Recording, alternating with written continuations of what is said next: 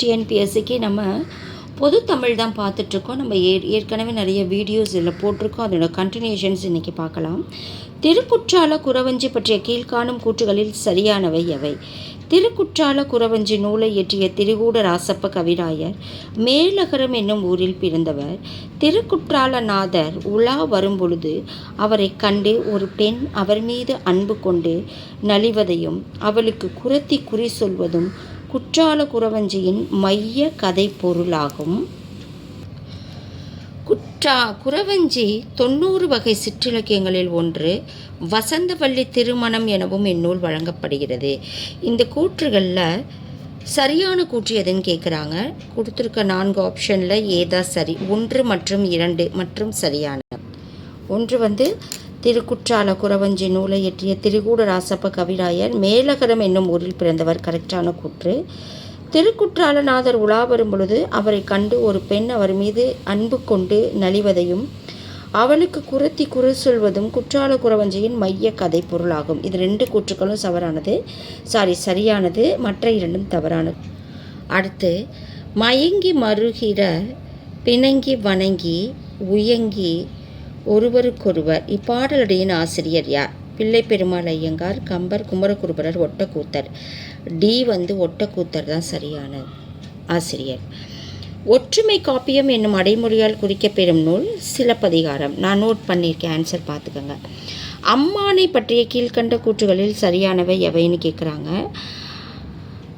அம்மானை என்பது மகளிர் விளையாட்டு வகைகளுள் ஒன்று. அம்மானை ஆடும் பொழுது மகளிர் பாடும் பாட்டுக்கு அம்மானை வரி என்று பெயர்.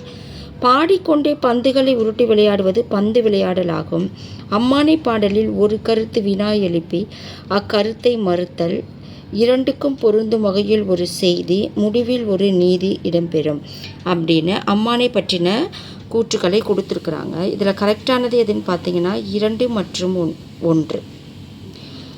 அதாவது 1, 2 சது. அம்மானை என்பது மகளிர் விளையாட்டு வகைகளுள் ஒன்று. அம்மானை ஆடும் பொழுது மகளிர் பாடும் பாட்டுக்கு அம்மானை வரி என்பது பெயர். இது 2 தான் கரெக்டு, இது 2 தவறு. அடுத்து, கடற்பயணத்தின் சிறப்பை அவை விளக்கும் நூலோடு பொறுத்துகன்னு கேட்குறாங்க. விளைந்து முதிர்ந்த விழுமுத்து பட்டினப்பாலை. ஸோ இப்படி கொடுத்துருக்காங்க. இது ஆக்சுவலி பொறுத்துக தான். பொண்ணுக்கு ஈடாக மிளகு ஏற்றுமதி புறநானூறுன்னு கொடுத்துருக்காங்க. காற்றின் போக்கை அறிந்து களம் செலுத்தினர் மதுரை காஞ்சி. கட்டுத்தறியில் கட்டிய யானை அசைவது போல் நாவாய் அசைந்தது. இது அகநானூறு.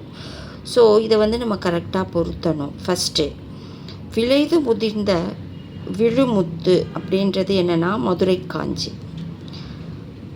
பொண்ணுக்கு ஈடாக மிளகு ஏற்றுமதி, செகண்ட் ஒன்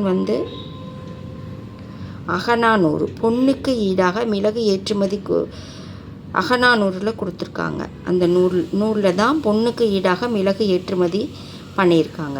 அடுத்து, காற்றின் போக்கை அறிந்து களம் செலுத்தினர். தேர்ட் ஒன் எதுனா புறநானூறு. கட்டுத்தறியில் கட்டிய யானை அசைவது போல் நாவாய் அசைந்தது. 4th ஒன் தான் பட்டினப்பாலை. ஸோ இது பொறுத்துக. இது பக்கத்தில் கொடுத்ததுனால கன்ஃபியூஸ் ஆகிட்டேன், அவ்வளோதான். கரெக்டாக பார்த்துக்கங்க. விளைந்து முதிர்ந்த விழுமுத்து அப்படின்னா மதுரை காஞ்சியில் இருக்குது. பொண்ணுக்கு ஈடாக மிளகு ஏற்றுமதி எந்த நூல்லனாக்கா அகநானூரில் இருக்குது. காற்றின் போக்கை அறிந்து களம் செலுத்தினர் புறநானூரில் இருக்குது. கட்டுத்தறியில் கட்டிய யானை அசைவது போல் நாவாய் அசைந்ததுன்றது பட்டினப்பாலையில் குறிப்பிட்டிருக்காங்க. இதெல்லாம் கண்டிப்பாக கேட்பாங்க, நல்லா பார்த்துக்கோங்க. ஸோ இந்த வீடியோ கண்டிப்பாக உங்களுக்கு ரொம்ப பிடிச்சிருக்கும். இதுவுமே டிஃப்ரெண்ட்டான கொஸ்டின் அண்ட் ஆன்சர்ஸ் எல்லாமே இதில் நிறைய இருக்குது. நல்லா படிங்க. இதோட கண்டினியூஷன்ஸ் நம்ம அடுத்த வீடியோவில் பார்க்கலாம். நன்றி.